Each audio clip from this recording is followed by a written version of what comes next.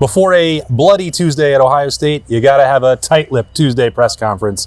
Welcome to Snap Judgments, presented by Buyers Auto. That is Bill Landis, Jeremy Birmingham, and I am Austin Ward. Ryan Day and Jim Knowles with one of their, least loquacious press conferences of the year coming out of the off date to get ready for unbeaten Maryland Saturday at noon. What did we think, Bill? What was the number Jerry told us? It was 47 questions for Ryan Day. 30-something minutes. 32 minutes. Not a normal ratio for Ryan Day. It's not. It was good. It was fine. It was good. I think we talked about the things we needed to talk about. First and foremost, the availability of Marvin Harrison Jr. Ryan Day with a very quick and stern, yes, he'll be available for Saturday's game. So I guess we'll see, because I don't know that I believe that whenever they say it. Yeah, but we saw him last week. Yeah, no, he's fine. Yeah, he's fine. He's fine. Yeah, he's good. He's going to play no matter what. Yeah. He's Marvin Harrison Jr. He's a robot. He's a robot. He's made of wires. Yeah. Or an alien. Which is it? Is he actually alien or a robot? I or a watched robotic the movie alien? The Creator on Monday night, and it's about like AI, half humans, half robots, and I think that he fits into that That's where he's from. sense. Was it good? Yeah, it is okay. Okay. That's what you expect. Yeah. I was thinking more like Nebula, just pieced together. No. It was Okay. like genetically But modified. like Alf. Probably not. He's a puppet. Alf wasn't a very freaky athlete. I You don't think that know. Ryan Day understood he did enough talking last week and decided that he's just done with that, and he didn't really want to engage too far down that road going back into those conversations, right? So Yeah. it's trying to turn the focus to Maryland, forget about the Notre Dame game. It's 9 days ago now, so like it's time to move forward. Tried to, he did answer Doug's question about, when is the right time to have that sort of moment, when do you stand up for your team, et cetera. But it seemed like he wanted to avoid a lot of the other discussion around the Notre Dame game and move forward.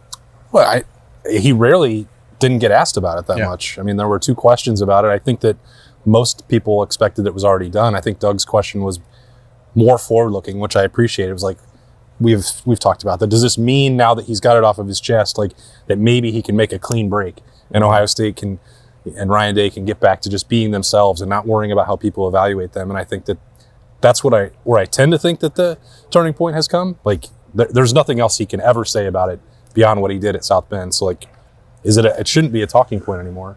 No, especially the Lou Holtz stuff. Like I think part of that conversation is like the short yardage execution, which was a fairly large talking point, I think, of Ryan Day's entire press conference. Something he said they spent a lot of time on during the off week, which is good to hear.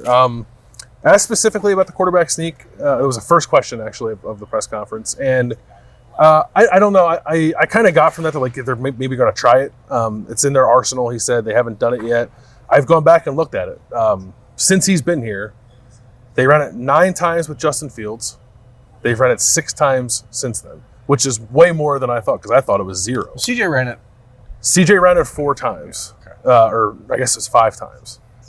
Is that right? 5 times. And Kyle McCord actually ran it once against Akron in the start that he made there. The last 2 times they've tried it, it has not worked, which is maybe why they stopped trying it. Okay. That's weird. So if things stop working, they stop trying it? Yeah. That doesn't seem to add up. Well, you would like to see that be Just this specific case. You would like to see that applied to other things that haven't worked. So I'm on alert for it this week if they do find themselves in a 3rd and short or 4th and short situation, whether or not they try to dust it off, whatever that looks like, whether it's the push the quarterback or the slower, I don't know what play it is, kind of QB sneak, which is what they tend to do when they do run it. They got to get something figured out in short yardage, and they have talked about it a lot, I guess, the last 10 days or so. I think that's part of the reason that we got some of the clipped answers from both Ryan Day and Jim Knowles today, because the first 6, I believe I counted 6, it was at least 5, I think it was 6 questions were all some variation of what was going on in short yardage. And then a large number, including my own 2 questions for Jim Knowles about the defensive pass rush. Like this week, it was like, all right, fully forget about Notre Dame and the value of that victory. Now it's time to look at the things that clearly Ohio State could still improve and would need to improve if they're going to win a title. Yeah, and to Day's point, I don't think Ryan Day minds the conversation about toughness if you're talking about physical toughness in short yardage situations. I don't think he actually minds that. I think it was the larger overarching storyline that the program is somehow soft because they're struggling execution-wise to get 3rd and 1 or 4th and 1. That's not the same thing. And like, he doesn't seem exhausted talking about the execution errors. Like, he wants to talk about those and figure those out. But defensively, I mean, it's so hard to nitpick when you've given up 8.5 points a game. But it's clear as you head into this next part of the season, you're going to face quarterbacks like Drew Aller at Penn State that you're going to have to put pressure on him to affect what they do. What about the world's greatest quarterback on Saturday coming to town? Talia Tagovailoa, future Heisman Trophy winner and NFL Hall of Famer, Talia Tagovailoa. Hater. Talia is a guy who playing out of his mind. You have to affect him as well. The greatest Maryland quarterback in the history of the game. I mean, that's up for debate, probably. I mean, he's a record setter. Boomer Esiason may be better than him. He is elite. He's Joe Flacco. Joe Flacco went to Delaware. Yeah. So anyhow, he did play in Maryland. He did play. I don't want to hear any more about Tua Tito this week challenging Ohio State. But America, you're going to need to get him uncomfortable too. I mean, the reality is what Maryland does offensively is like an elevated version. I think it's kind of what Youngstown State does. They're very balanced. It's a team that has 6 different guys that have over 10 catches. It's a team that has multiple running backs they use, a quarterback that can move a little bit. I think that it's a good challenge for the defense. And the way that you stop that is what Jim Knowles kept saying today was a coordinated pass rush, but I don't know what the hell that means. It means just staying disciplined in your rush lanes. Yeah. But so, wow, mind meld. So why didn't he just say that? I don't know why he didn't answer that. Like, it wasn't like a trap. It's like we need it for just context for people to understand what it means. But because I can say those two things that Bill just said, that makes it pretty obvious if I can do it. I thought the one thing was interesting that Doug asked about is when they flipped JT Tuimoloau over to the other side of the defensive line.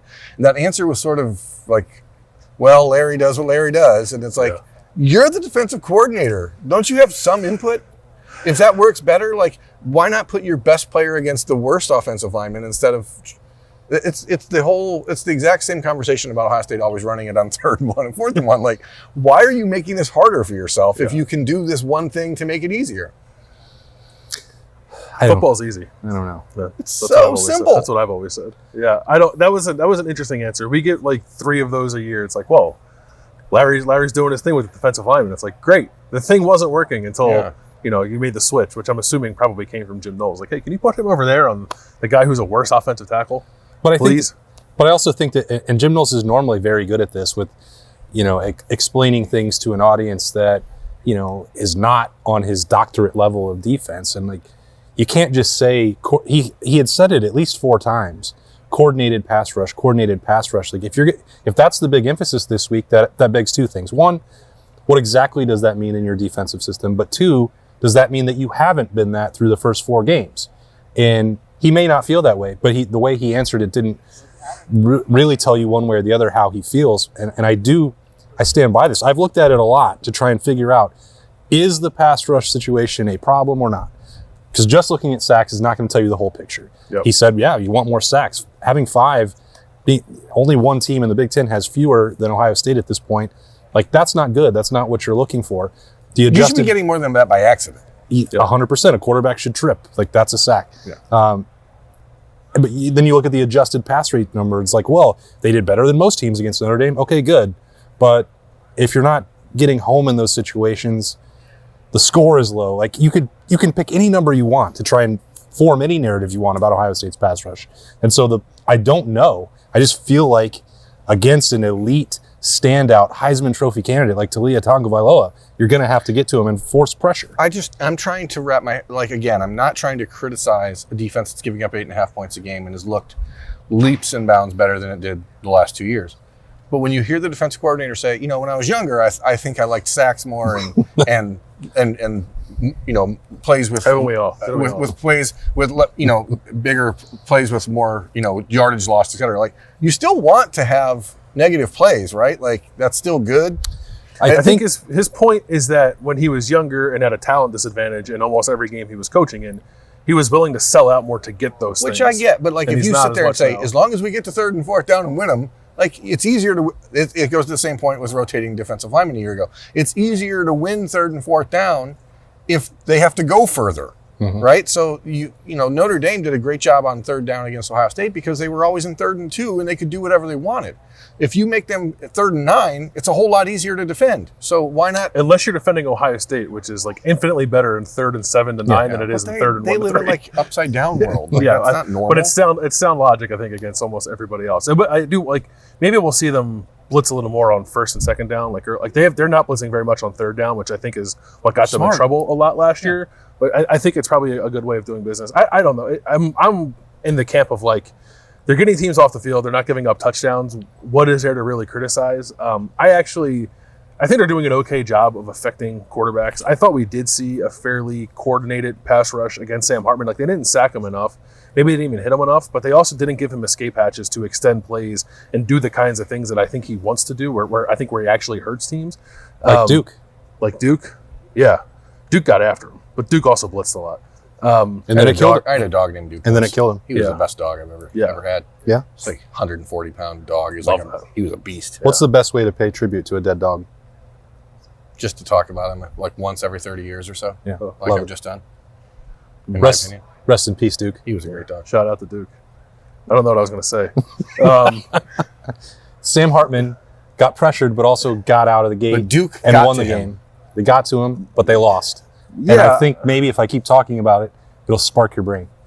I think the point that I was getting to is that I actually think the coordinated pass rush is the proper way to go about business for Ohio State at the moment. If they had guys that were just like animals on the end, like pure speed, I'm going to get by you with a swim move or side scissors, whatever else Larry Johnson has in his bag, I think you'd feel differently. I don't think that actually suits their personnel. They're kind of bigger. They're maybe a little, I don't want to say slower, but they're strength and power more than they are speed ends. So just knock your guy back, contain your edge. Don't let Tully or any other quarterback get outside and start extending plays and make him sit in the pocket and try to make a read, because I think that's really difficult for most college quarterbacks. So does that lead to more simulated pressure like you and Doug have talked about on Kings of Columbus, where you're sending linebackers and dropping? Like, in my opinion, if you're dropping guys into coverage, I'd rather it be just the linebackers as opposed to the defensive tackles, for example, right? So, Well, I actually like that change. That was a nice change. Yeah, I love that change actually. But then you see, like Notre Dame, they had no problem with that because they were able to confuse They the almost threw an interception. We threw it right to Tyleek. The tight ends were killing Ohio State in that game. When right? the linebackers were in coverage, the guys you'd rather have in coverage. So, what's going on? That's what I'm trying to figure out. What's going on? I think that's What does coordinated mean? Does it mean they're sending both linebackers with the No, it defensive just line? Does it mean that they're dropping it just guys? means don't rush like a madman with no plan, and then Don't just run straight upfield without a purpose? Yeah, exactly. Why don't you just say that? Contain the pocket. Just run. Don't run straight forward without a plan. Maryland's offensive line is pretty good too, I think. Well, they're okay. They're better than most offensive lines, I think. They're better than Maryland's offensive line normally. Their left tackle is very good. Yeah. I think that goes into an overall conversation, just on the defensive side, mainly I'm thinking about, with kind of the mixed messaging, because both Ryan Day and Jim Knowles said, we do not want to be a bend but don't break defense, and we're not. But they certainly look like it, Yeah, and that's the way are. they're playing. And are scheming to be that. And it seems like that's the way that Jim Knowles has talked. Well, I'm not blitzing. I don't care about sacks anymore. Those are stupid. That's a young man's game. Like, winning third down, winning fourth down, and keep them out of the end zone, that's great. Like, those are 3 really good goals. But they were doing that after Notre Dame went down the field, After or 12, 14 after yard Western drive, Kentucky went 14-play down drives. the field. Like, they have been a bend but don't break defense. Like, period. Yeah, there's a balance you want to strike there, right? You don't want Ohio State is like 113th or something like that in the country in time of possession, and part of that is the offense, but obviously a major part of that is the defense allowing the other team to hold the ball. They're still 6th in stop rate. They're up over 80%, which is like awesome. It's where Jim Knowles wants to be. It's a very important stat to him, but they're doing it differently, and I do think we're going to see them now coming out of this bye week try to find ways to get these teams off the field a little bit quicker than they have been. We'll see what it looks like, right? I hope they don't overcorrect, because I don't really think there's a whole lot for them to correct. Right. But there probably is a little bit better efficiency they can strike. Because it really goes back to the offense executing and scoring touchdowns. If they're getting 8 drives against Notre Dame like they had, they still should have scored a touchdown in 6 of them. Right. And if you're up 42-14 in that game, nobody cares, right? So you have to find a way to execute on offense, and then these little things we're nitpicking on defense become less important, because it doesn't matter if the offense is 113th in time of possession. If they're scoring in 3 plays, who cares? But you have to score touchdowns and not have these drives that end at the 10-yard line or the goal line or 11-yard line. All right. I thought your question was good to Ryan Day about this thing we talked about, like seeing Kyle execute in those 3rd and 4th downs, and then how that influences what they do moving forward. What did you make of his answer to that? Yeah, I've tried to think more about that as well, because it's too simple to just say, oh, well, you're more confident in your quarterback and he's done it. Like, he's going to feel better. Like, that stuff I don't think really gets to the point of what the growth looks like for Kyle McCord, for Ryan Day, for Brian Hartline as they fit together this entire offense. Like, I firmly believe that he's saved some of his best schemes, his best route concepts, the combinations. Like, all right, I have to have it right now. I might as well call it. Like, I think that sometimes they get into these situations where like it's just going to be easy. They're going to win with their talent, and they can throw bubbles and do simple stuff, and like they're going to win the game. And I don't think that works to the benefit of like allowing Kyle McCord to get to a CJ Stroud level, which like is also unfair to think he would be after 4 or 5 games. But you know, you have to push the envelope. You have to give him the full complement of the offense, I think, to allow him and Marvin Harrison and Emeka Egbuka and Julian Fleming to all take the next step to let this offense become that explosive version. So, you know, you've seen it now. It came in a do-or-die situation. There shouldn't be any reticence to not make that a bigger part of the arsenal. Yeah, you should have the trust. I mean, if you want, we look at the receivers and maybe people say, oh, they're not having the year that you expect because they're really only getting thrown the ball on 3rd and 4th down. So, I mean, Notre Dame, they tried to go deep, obviously, on 1st down a couple times, but you have to understand that Kyle McCord did it. You saw what it looked like. And now, whether that was because of desperation and that leads to the ability to say, hey, you know what, now we have a lot more confidence. I don't think it's about Kyle McCord's confidence. I think it's about Ryan Day and Brian Hartline's confidence in Kyle McCord. And I think that's ultimately the biggest difference from Notre Dame to now is that now they know what he can do, because I don't think Kyle ever doubted that he would be able to do it. Yeah, I think those like my 2 big things when I'm watching this week are, do they let Kyle do some of the 3rd and 4th down things just like all the time now? Mm-hmm. And then how does Jim Knowles find the happy medium between not being bend but don't break, but not being over aggressive to the point where it got him burned like it did last year? And I think that if you're talking about, you know, coverage and rush together and then expanding that to the offense and defense being complementary, like if you're worried about the amount of possessions, maybe don't run stretch into the boundary 6 times and throw a bunch of deep crosses and like mesh concepts. Like that's gonna score a lot because Marvin's pretty good, even if he's maybe not be 100% on Saturday. Emeka Egbuka's pretty good. Julian Fleming's pretty good. Carnell Tate's going to be pretty good. Cade Stover's pretty good. Seems like that could be a nice solution. The ball out of the backfield to Travion Henderson. He was really good in that position. And if you score from outside the red zone, you don't counts the same. Have to fix the red zone. That's right. Just avoid it altogether. You don't think they should make those touchdowns worth more? If you score from distance? Yeah. What are we going, rock and jack? That's right. Fair enough. I mean, let's say that a 50-yard touchdown's worth 7 points. 75-yard is worth 8 points. Don't you think that'd be fair? Well, then you'll really encourage bend but don't break defenses. I'm fine with that. All right. I want the game to be wild, man. That would be wild. All right. So snappy judgments have been as well.